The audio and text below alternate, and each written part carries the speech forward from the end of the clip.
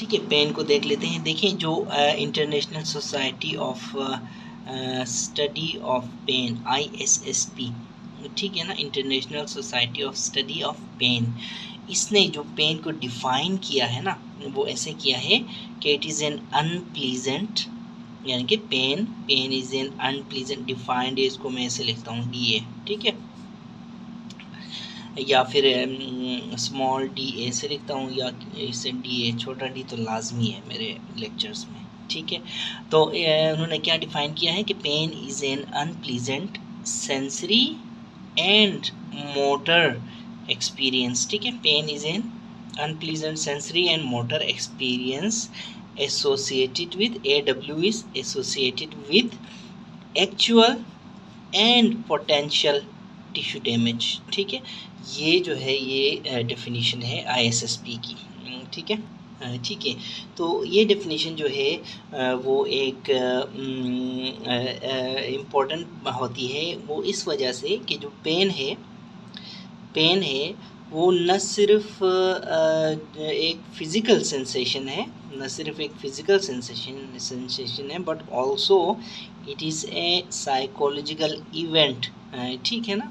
और याद रखें कि रिस्पॉन्स होता है ना, जो किसी भी पेनफुल स्टिमुलस का response that is variable in between individuals कहा गया। यानी कि आप एक ही सुई एक बंदे एक को चुभो दें, पेशेंट ए को चुभो दें, वही सुई उसी रफ्तार से उसी तरह से पेशेंट बी को चुभो दें, तो दोनों का परसीव करने का और दोनों में जो रिस्पॉन्स होगा वो डिफरेंट होगा, ठीक है। इसी तरह हर बंदे में डिफरेंट होता है, ठीक है ना। अब देखें एक एलोडाइनिया की टर्म है। एलोडाइनिया क्या होता है? Pain induced by previously non painful stimulus को हम एलोडाइनिया कहते हैं, ठीक है ना। इसी तरह हाइपर एल्जीजिया क्या होता है? Increased pain perception. कुछ लोग बिल्कुल ज़्यादा छोटे से मामले को ज़्यादा रोते, दर्द चिल्लाते चीखते हैं, तो उनकी जो परसेप्शन ऑफ पेन होती है ना वो हाइपर होती है, इसलिए इसको हम क्या कहते हैं? हाइपर एल्जीजिया, ठीक है। यहाँ चूँकि हम जो है सर्जन्स हैं, सर्जरी पढ़ रहे हैं, तो अब हम पढ़ेंगे कि पोस्ट ऑपरेटिव पेन कैसे एराइज करता है, यानी कि पोस्ट ऑपरेटिव पेन होता क्या है, ये कैसे एराइज करता है। तो इसमें देखें it involves 4 psychological processes, physiological processes, ठीक है। इसमें 3-4 तरह की 1 2 3 4 तरह की प्रोसेसेस पेन परसेप्शन में, पोस्ट ऑपरेटिव पेन जो एराइज होता है उसमें 4 स्टेप्स समझे आप, ठीक है ना। ट्रांसडक्शन है इसमें, सबसे पहले ट्रांसमिशन है, मॉड्यूलेशन है और परसेप्शन है, ठीक है। तो ये 4 चीज़ें, ठीक है ना। पेन जो है, पेन बिगिंस व्हेन, कब दर्द होता है किसी भी पेशेंट को, कि लोकल टिश्यू डैमेज या फिर नॉक्सियस स्टिमुलस की वजह से, ठीक है, पेन ओरिजिनेट होता है। अब जब भी किसी भी पेशेंट को नॉक्सियस स्टिमुलस देते हैं, होता क्या है, या फिर सपोज ड्यूरिंग सर्जरी इंसिजन मारते हैं या कुछ इस तरह की कोई चीज़, ठीक है, ठीक है ना। तो इससे क्या होता है कि इन्फ्लेमेटरी जो सब्सटेंसेस होते हैं ना वो रिलीज़ होते हैं। कौन कौन से? फॉर एग्जांपल प्रोस्टाग्लैंडिन्स, ठीक है, 1, अच्छा हिस्टामिन्स 2, सीरोटोनिन 3, ब्रेडिकाइनिन 4 और सब्सटेंस P 5। ये देखें, ये इन्फ्लेमेटरी सब्सटेंसेस हैं जो रिलीज़ होते हैं किसी भी पेनफुल स्टिमुलस या कोई लोकल टिश्यू डैमेज की वजह से, ठीक है। अच्छा, जनरेशन ऑफ एक्शन पोटेंशियल होती है, ठीक है ना। इससे क्या होता है? जनरेशन ऑफ इलेक्ट्रिक इम्पल्स या एक्शन पोटेंशियल। इस जनरेशन ऑफ एक्शन पोटेंशियल को हम क्या कहते हैं? ट्रांसडक्शन। तो हमारा पहला स्टेप हो गया, ठीक है। हमने क्या कहा था कि ट्रांसडक्शन पहला स्टेप है, तो इस जनरेशन ऑफ एक्शन पोटेंशियल को ट्रांसडक्शन कहते हैं। ट्रांसडक्शन जो होती है ना वो कहाँ होती है? पेरिफेरल नर्व एंडिंग्स में, जहाँ पे नोकाइसेप्टर्स होते हैं, रिसेप्टर्स फॉर पेन, ठीक है, ये होते हैं, ठीक है ना। अब एक बार जनरेट हो गई, this action potential is conducted by nerve fibre, ठीक है ना। तो पेन फाइबर्स कौन कौन से हैं? ए डेल्टा फाइबर्स और सी फाइबर्स, ठीक है। इनके ज़रिए स्पाइनल कॉर्ड तक आती है, ठीक है। देखो यहाँ बनती है, ठीक है, फाइबर के ज़रिए स्पाइनल कॉर्ड तक आती है, ठीक है, स्पाइनल कॉर्ड तक आती है। इस स्पाइनल कॉर्ड, यहाँ से स्पाइनल कॉर्ड तक आने के सफ़र को ट्रांसमिशन कहेंगे, ठीक है, इसको हम ट्रांसमिशन कहेंगे। सही है।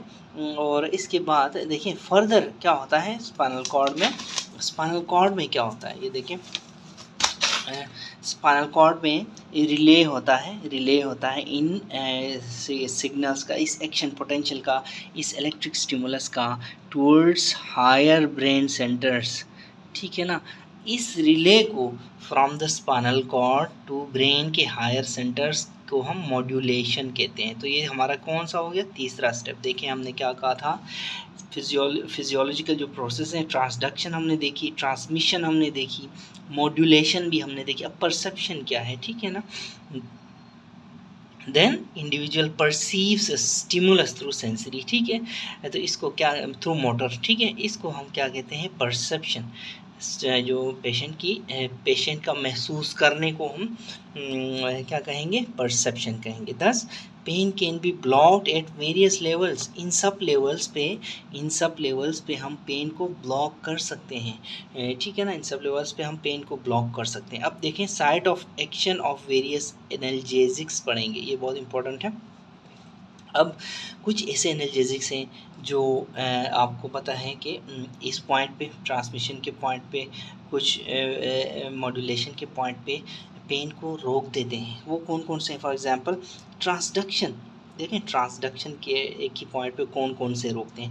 ट्रांसडक्शन मैंने क्या कहा था, ट्रांसडक्शन क्या है, ट्रांसडक्शन फॉर एग्जांपल कोई भी पेनफुल स्टिमुलस जाता है, ठीक है ना, उसकी एक्शन पोटेंशियल के बनने को, इलेक्ट्रिकल इम्पल्स के बनने को ट्रांसडक्शन हमने कहा था ना, ठीक है। तो उस जगह में कौन कौन से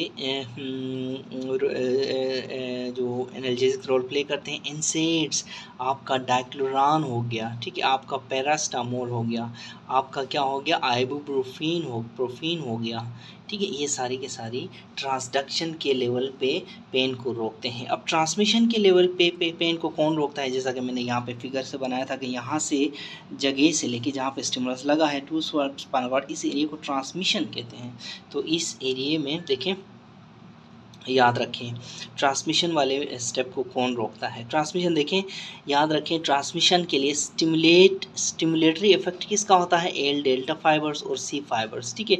इनहिबिटरी इफेक्ट ए बीटा फाइबर्स का होता है, ठीक है, यानी कि ए बीटा फाइबर्स इनहिबिट करते हैं उस इलेक्ट्रिक इम्पल्स को, ठीक है ना, यानी कि ए डेल्टा फाइबर्स और सी फाइबर्स स्टिमुलेट करते हैं ट्रांसमिशन को, और ए बीटा फाइबर्स इनहिबिट करते हैं किसको, ट्रांसमिशन को।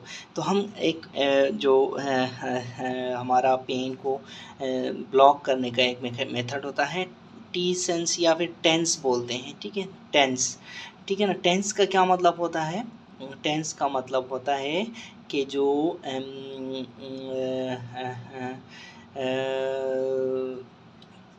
टेंस का मतलब है transcutaneous electrical nerve stimulation, transcutaneous electrical nerve stimulation, इसमें मैंने सी लगाया हुआ है, लेकिन ये नहीं, आप टेंस ही पढ़ लो, ठीक है। तो ये जब हम करते हैं ना पेशेंट को, तो ये ट्रांसमिशन रुक जाती है, ट्रांसक्यूटेनियस इलेक्ट्रिकल नर्व स्टिमुलेशन से ट्रांसमिशन ऑफ पेन रुक जाती है, जिसकी वजह से पेशेंट को पेन फील महसूस नहीं होता। इसी तरह इसी पॉइंट पे ट्रांसमिशन पे हमारे लोकल एनेस्थेटिक्स भी वो ट्रांसमिशन को रोकते हैं थ्रू प्री एफरेंट फाइबर्स, ठीक है ना। टेंस जो है वो स्टिमुलेट करती है ए बीटा फाइबर्स को, याद रखें, और इनहिबिट करती है इन फाइबर्स को। तो ये फाइबर्स तो स्टिमुलेट करते हैं ट्रांसमिशन को, ये फाइबर्स इनहिबिट करती है। तो जब ये फाइबर्स स्टिमुलेट होते हैं तो ये फिर क्या करते हैं, इनहिबिट करते हैं ट्रांसमिशन को, ठीक है। तो ये आपने याद रखना है टेंस के बारे में। लोकल एनेस्थेटिक्स फिर ट्रांसमिशन को थ्रू प्री एफरेंट फाइबर्स यानी कि ए डी एंड सी रोकते हैं, ठीक है। अब मॉड्यूलेशन एंड परसेप्शन के पॉइंट पे हम इस पॉइंट पे मॉड्यूलेशन एंड परसेप्शन के पॉइंट पे कौन रोकता है पेन को रोकते हैं ओपियोइड्स, मॉर्फिन हो गया, डायमॉर्फिन हो गया और फेंटेनिल हो गया, ये सारे के सारे मॉड्यूलेशन एंड परसेप्शन वाले पॉइंट पे रोकते हैं, ठीक है।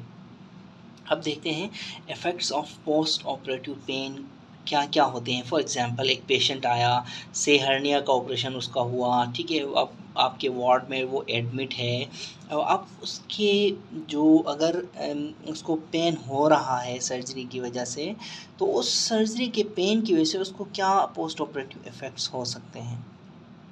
ये इफ़ेक्ट्स याद रखें, जिस्म के सब ऑर्गन्स में होते हैं, ये वाइड स्प्रेड सिस्टेमिक इफ़ेक्ट्स होते हैं पेन के, ठीक है। अब मिसाल के तौर पे रेस्पिरेटरी सिस्टम बोलो, रेस्पिरेटरी सिस्टम में ऐसे पेशेंट्स में कफ़ कम होगी, कफ़ जब कम होगी तो क्या होगा, स्पूटम की रिटेंशन ज़्यादा होगी। देखो एक पेशेंट खांस ही नहीं रहा तो उसकी स्पूटम की रिटेंशन ज़्यादा होगी। अच्छा, इसी तरह एटिलेक्टेसिस, ठीक है, लंग कोलैप्स हो जाएगा और खुलेगा नहीं, ठीक है। तो एटिलेक्टेसिस जब होगा तो हाइपोक्सीमिया, ऑक्सीजन की कमी होगी, ठीक है। हम वार्ड में अक्सर देखते हैं कि एटिलेक्टेसिस की क्या वजह है और उसमें हम एनेस्थेटिक ड्रग्स की वो करते हैं, को ज़िम्मेदार ठहराते हैं। हाँ, 80% अगर एनेस्थेटिक ड्रग्स का रोल है तो पेन का भी रोल है उसमें एटिलेक्टेसिस में, ठीक है। इसी तरह रेस्पिरेटरी हो गया। अब मायोकार्डियल, दिल में क्या वो होता है, तो इंक्रीज मायोकार्डियल ऑक्सीजन कंजम्पशन होती है, ठीक है, कार्डियोवैस्कुलर में, और इस्कीमिया हो जाती है पेन की वजह से। इसी तरह जीआईटी में क्या होता है, डिक्रीज गैस्ट्रिक एम्प्टिंग, डिक्रीज गट मोटिलिटी, और जब डिक्रीज गट मोटिलिटी होगी तो कॉन्स्टिपेशन होती है, ठीक है ना। अच्छा, जेनाइटो यूरिनरी में क्या होता है, यूरिनरी रिटेंशन हो जाती है, ठीक है। आपने देखा होगा हर्निया के पेशेंट में अक्सर यूरिनरी रिटेंशंस होती हैं, ठीक है। इसी तरह न्यूरो एंडोक्राइन की सिस्टम की बात की जाए तो हाइपरग्लाइसीमिया होता है पेशेंट को पेन की वजह से, प्रोटीन कैटाबॉलिज्म स्टार्ट होती है, सोडियम रिटेंशन होती है, ठीक है। मस्कुलोस्केलेटल की बात की जाए तो मोबिलिटी पेशेंट की कम हो जाती है पेन की वजह से, डीवीटी के चांसेस बढ़ते हैं, और जब मोबिलिटी कम होती है तो बेड सोर्स भी हो सकते हैं पेशेंट्स को, risk of DVT, risk of bed source होता है। फिर साइकोलॉजिकल में एंजाइटी, फटीग, फियर होता है पेशेंट को, ठीक है।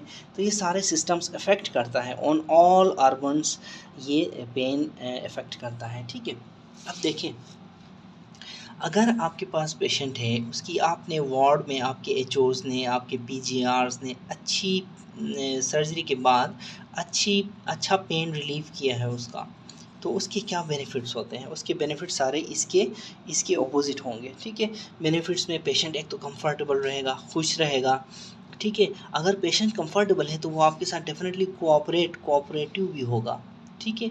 इसी तरह ब्रीदिंग उसकी अच्छी होगी, कफिंग अच्छी होगी, स्पूटम फिर जमा नहीं होगा, which in return expands the lung की एक्सपेंशन होगी, एटिलेक्टेसिस नहीं होगी, ठीक है।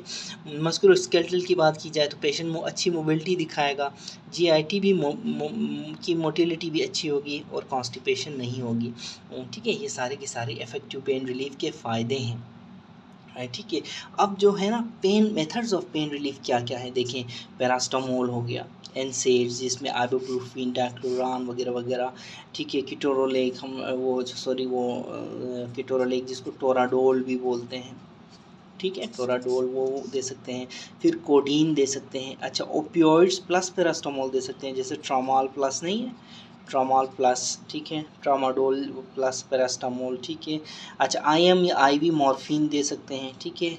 अच्छा, पीसीए, पेशेंट कंट्रोल एनाल्जेसिया, इसको कहते हैं पीसीए, पेशेंट कंट्रोल्ड एनाल्जेसिया।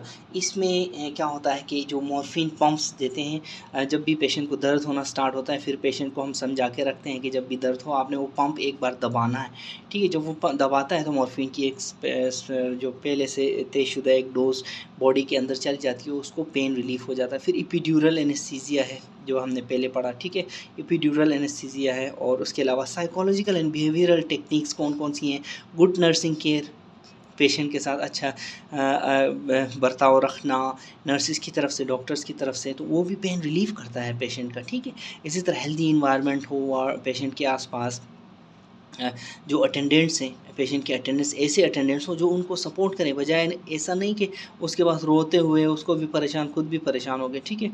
इसी तरह हिप्नोसिस कर सकते हैं पेशेंट की, और एक्यूपंक्चर भी एक पेन रिलीफ का मेथड है, तो ठीक है ना। ये सारे टेक्निक्स हैं, मेथड्स हैं टू रिलीव द पेन। एक बार रोक के आप देख लें इसको।